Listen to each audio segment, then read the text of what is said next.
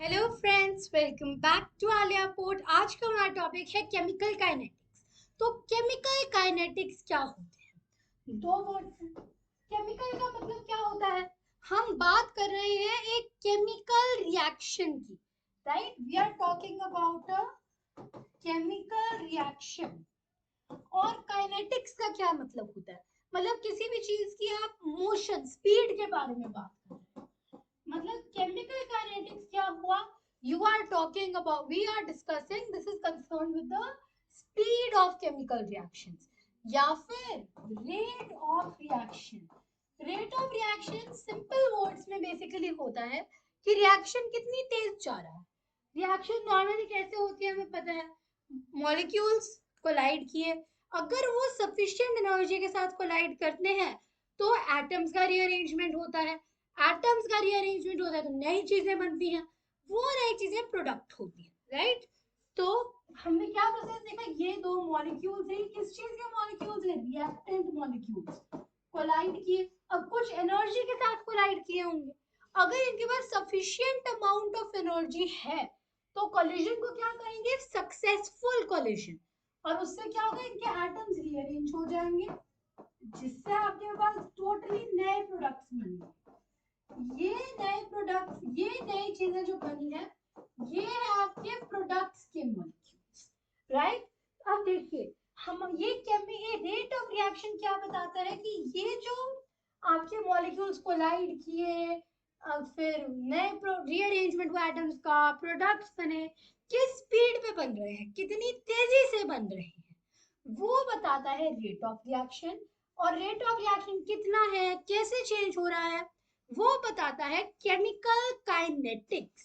तो chemical kinetics में हम मेनली दो चीजों पे ध्यान देते हैं। फर्स्ट ऑफ, रिएक्शन में क्या हो रहा है?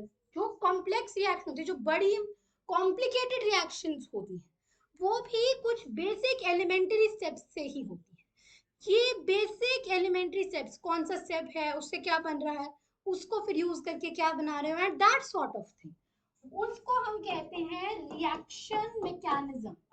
केमिकल काइनेटिक्स पढ़ते हुए दिमाग में दो मेन गोल्स होते हैं। One of them is reaction mechanism. Second thing is कि हम एब्सोल्यूट रेट ऑफ रिएक्शन पता करें कि रिएक्शन कितनी तेज हो रही है, राइट? रेट ऑफ रिएक्शन, इसे मैं शॉर्ट में भी आरओआर लिखने वाली क्योंकि बहुत ज्यादा बार लिखना पड़ेगा। ठीक है, अब हमें पता है रिएक्शंस जो होती है उनकी क्लासिफिकेशंस हम रिएक्शंस को आप तीन कैटेगरीज में बांट सकते हो, right? Fast reaction, slow reactions and moderate reaction. Fast reactions होती हैं जैसे बॉम्ब्स में जो होते हैं कि 10 सेकंड में चीजें फटाफट 10 सेकंड में न्यूक्लियर रिएक्शन हुई, बॉम्ब एक्सप्लोड कर गया, that is a fast reaction, right? Slow reaction होती है जैसे राइपनिंग ऑफ फ्रूट होती है, फ्रूट्स कितना धीरे धीरे राइप होते हैं, right? So ripening of fruits is a slow reaction. Moderate reaction हुई, we can say burning of coal. Coal आपका जब बर्न होता है पहले वो हल्का हल्का ग्लो करता है, धीरे धीरे फिर वो प्रॉपरली ऐश बनता है, राइट? ये एक मॉडरेट स्पीड होती है, not too fast not too slow. इसे आप इंस्टेंटेनियस रिएक्शन भी कहते हैं, फास्ट रिएक्शन, राइट? क्योंकि ये इतनी तेज होती है, इंस्टेंटेनियस भी कहते हैं। स्लो रिएक्शन के अगर आपको प्रॉपर एग्जांपल चाहिए, जो केमिकल रिएक्शंस होती हैं, रस्टिंग ऑफ आयरन आपने देखा होगा कितनी धीरे धीरे आयरन रस्ट होता है, राइट? मतलब कई बार महीने, 2 महीने, 3 महीने बाद आयरन रस्ट होता है। So rusting is an example of a very slow reaction. साथ साथ हम देख सकते हैं एक और स्लो रिएक्शन का एग्जांपल होता है रॉक्स की इरोजन। हमें पता है रॉक्स की इरोजन, यहाँ से वेदरिंग ऑफ रॉक्स भी कहते हैं।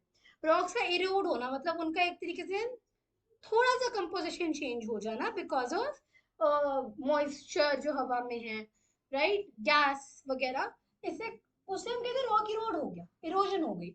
आपने देखा होगा जो बहुत पुराने इंफ्रास्ट्रक्चर्स हैं, एंड आई डोंट मीन 10 साल पुरानी बिल्डिंग, आई मीन जैसे माउंटेन्स होते हैं, पुराने टेम्पल्स बने हुए हैं बड़े बड़े, राइट? कुछ माउंटेन्स में बने, जैसे कैलाश टेम्पल है, वहां पे आप देखेंगे जो स्टोन है वो रॉक जो है वो इरोड हो चुका है, थोड़ा थोड़ा घिस चुका है, यू कैन से। इरोजन एक बहुत स्लो प्रोसेस है, इतना पुराना टेम्पल है तो रॉक इरोड हुआ है।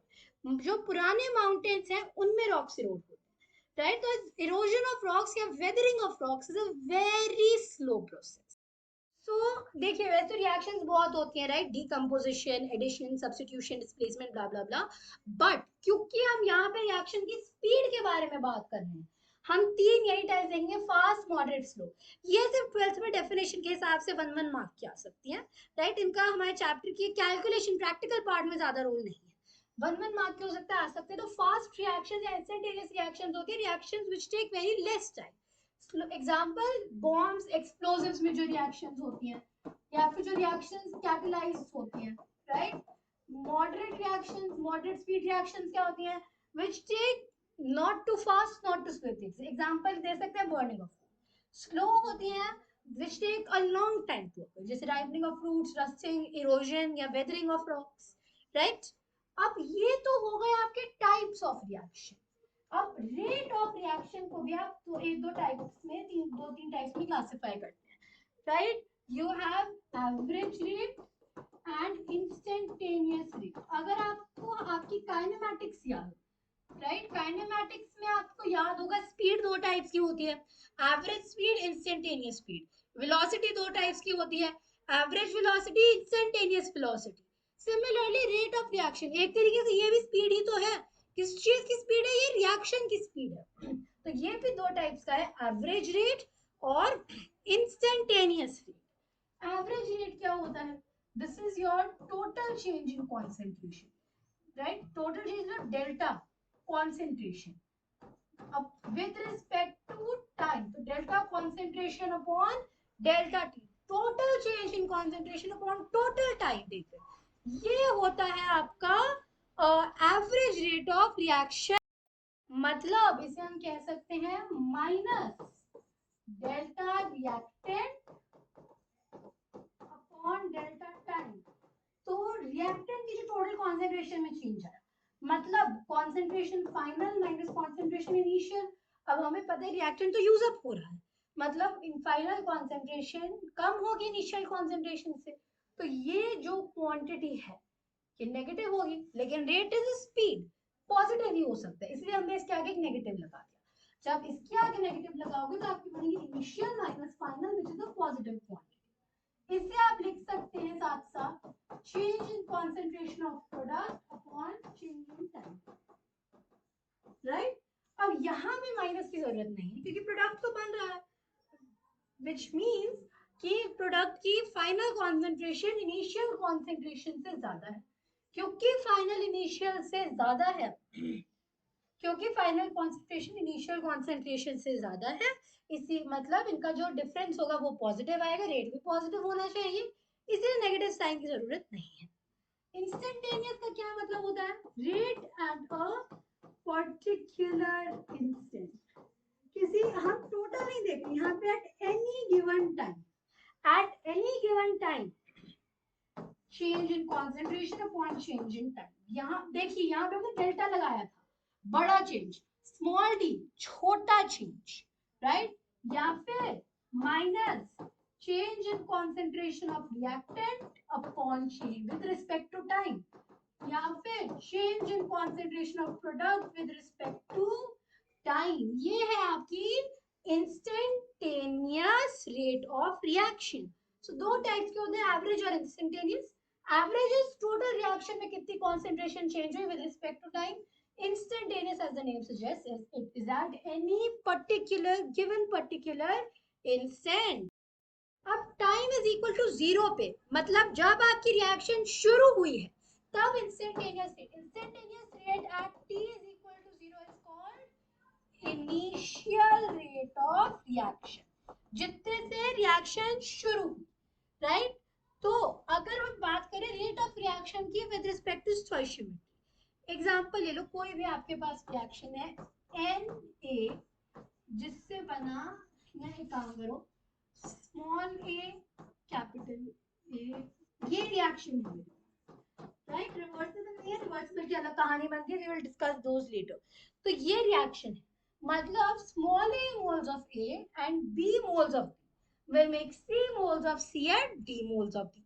अगर मान लो मेरा रेट ऑफ रिएक्शन आर है, ठीक है, तो वैसे रेट ऑफ रिएक्शन क्या होता है, instantaneous, minus dA by dt। A कितना डिसअपियर हो रहा है, राइट?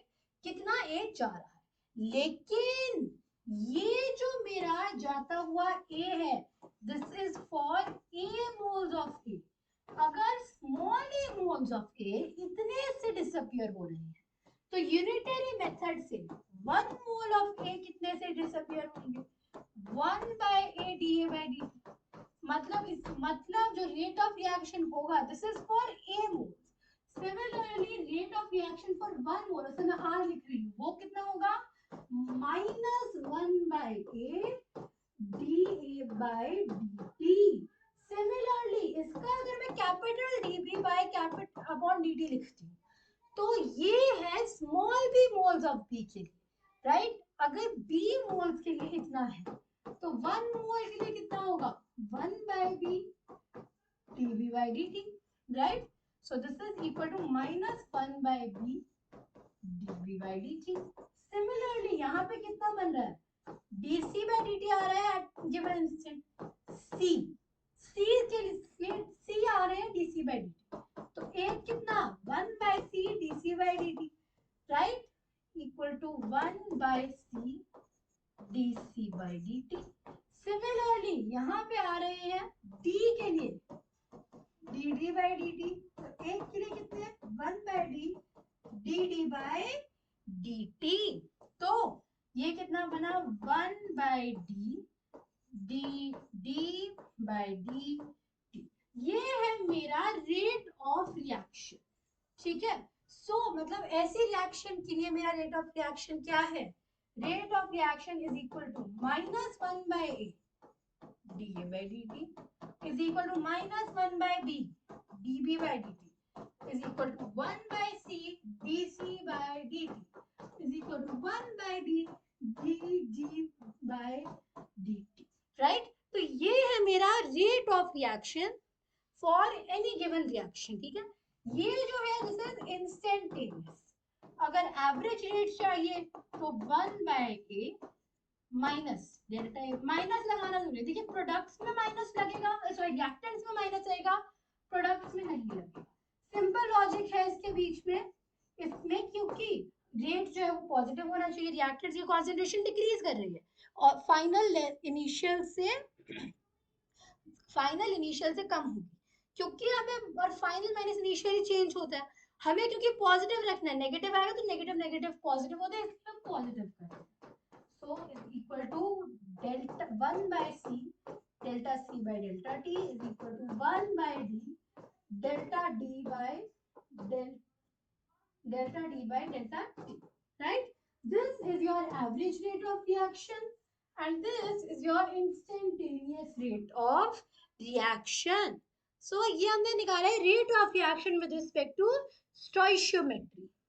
So अगर मैं अब हम एक क्वेश्चन अगर देखें, सो मान लो मेरे पास रिएक्शन है, लेट्स से मैंने लिया N2O5 का decomposition makes 4NO2 plus O2। अब मुझे इस रिएक्शन में ये पता है कि कॉन्सेंट्रेशन ऑफ NO2, जो NO2 की कॉन्सेंट्रेशन है, this increases by let's say 2 into 10 की पावर -2 मोल इन से 5 सेकेंड्स, ठीक है? इतने से कॉन्सेंट्रेशन बढ़ रही है 5 सेकेंड से। मुझसे पूछा है सबसे पहले रेट ऑफ रिएक्शन और सेकेंडली मुझसे पूछा है rate of decrease in concentration of N2O। ठीक है? अगर आंसर देखिए, सबसे पहले रेट ऑफ रिएक्शन क्या होगा? NO2 की कॉन्सेंट्रेशन कितने से बढ़ रही है, मतलब 2 into 10 की पावर -2 अपॉन 5 इंटू ये 4 है तो 1/4, मतलब ये कट के बना 10, मतलब ये बना 10 की पावर -3। अब इसकी यूनिट क्या होगी? ये dA by dt, ये कितने में था? मोल पर लीटर, और ये कितने में था? ये था सेकंड्स में। तो इसकी यूनिट क्या बनी? मोल लीटर इनवर्स और सेकंड इनवर्स, राइट? तो अब ये जो है ये मेरा है 1 मोल के हिसाब से, नॉर्मली आप वहां से निकाल के यहीं छोड़ दोगे, लेकिन मुझसे जो रेट ऑफ रिएक्शन पूछा है, सॉरी, और जो rate of decrease of N2O5 पूछा है, वो और ये सेम नहीं होने वाले। क्यों? ये जो मैं निकाला है this is equal to half of concentration of change, half of rate of change in concentration of N2O5, क्योंकि N2O5 के आगे भी कोफिशिएंट है 2। तो ये एग्जाम इसका आंसर ये नहीं है, इसका आंसर होगा इसको जब 2 से मल्टीप्लाई कर दोगे ताकि ये हाफ हटे। तो एक्चुअली इसका रेट ऑफ इंक्रीज कितना है? 2 into 10 to the power -3, right?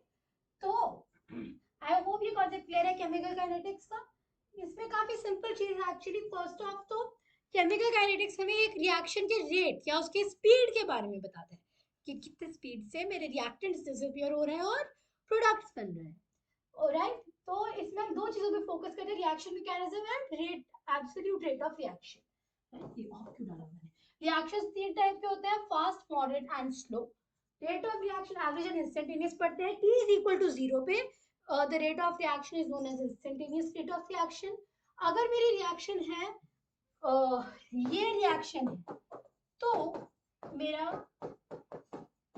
जो रेट ऑफ रिएक्शन होगा इंस्टेंटेनियस होगा ये, एवरेज होगा ये। अच्छा, अगर मुझसे अब ये न्यूमेरिकल हमने सॉल्व किया, यही फॉर्मूलेज है जो यूज करते हैं। नॉर्मली मैं रेकमेंड करूंगी कोफिशिएंट्स वाला ना यूज करिए कि इनवर्स वगैरह है। आप खुद भी देख सकते हैं कि जैसे इसमें कहूँ, अच्छा जो मेरा रेट आएगा दैट विल बी 2 N2O5 के हिसाब से, when N2O5 के हिसाब से हाफ होगा, वैसे लॉजिक से एक्यूरेट रहता है।